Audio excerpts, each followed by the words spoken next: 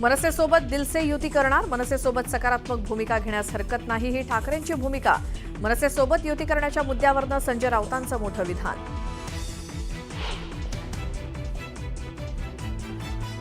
निलेश चव्हाणचा कमरेला पिस्तूल लावून नाचत असल्याचा व्हिडिओ समोर. निलेश चव्हाणसोबत शशांक हगवणेचाही माज कॅमेऱ्यात कैद.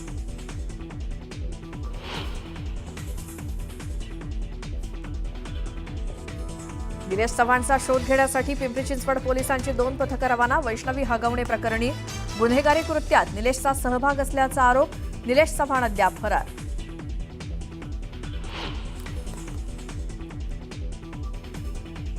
सांगलीमध्ये एमबीबीएसचं शिक्षण घेणाऱ्या विद्यार्थिनीवरती सामूहिक बलात्कार करत जीवे मारण्याची धमकी. विश्रामबाग पोलिसांकडून काही तासातच आरोपींना बेड्या.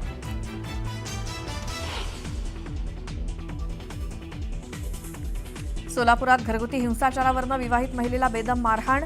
दीर आणि जावेकडनं करण्यात आली मारहाण. शासकीय रुग्णालयात उपचार सुरू.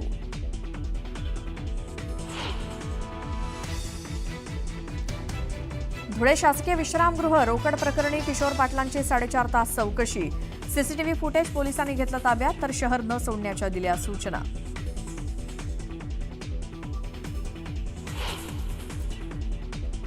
बुलढाण्यातल्या मलकापुरात एका कारमधनं 1,97,00,000ची रोकड जप्त. पोलिसांनी दोघांना घेतलं ताब्यात. गोपनीय माहितीच्या आधारे पोलिसांची कारवाई.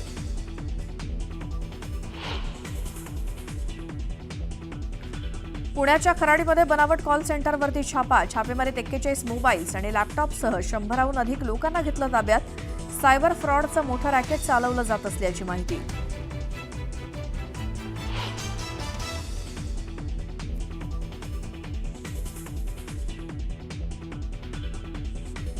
तर सुरक्षा दलाला सापडली बसवराजची डायरी. डायरीमध्ये माओवाद्यांच्या नावानं संदेश. लाल शाईनं बसवराजनं लिहिला संदेश. सहकारी माओवाद्यांना डीआरजी पथकापासून सावध राहण्याचं आवाहन.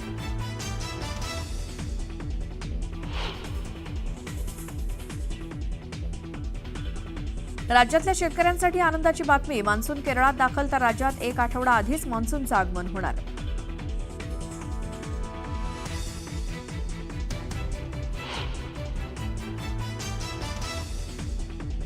आणि इंग्लंड विरोधातील कसोटी मालिकेसाठी टीम इंडियाची घोषणा. शुभमन गिल कर्णधार, तर ऋषभ पंतची उपकर्णधारपदी निवड.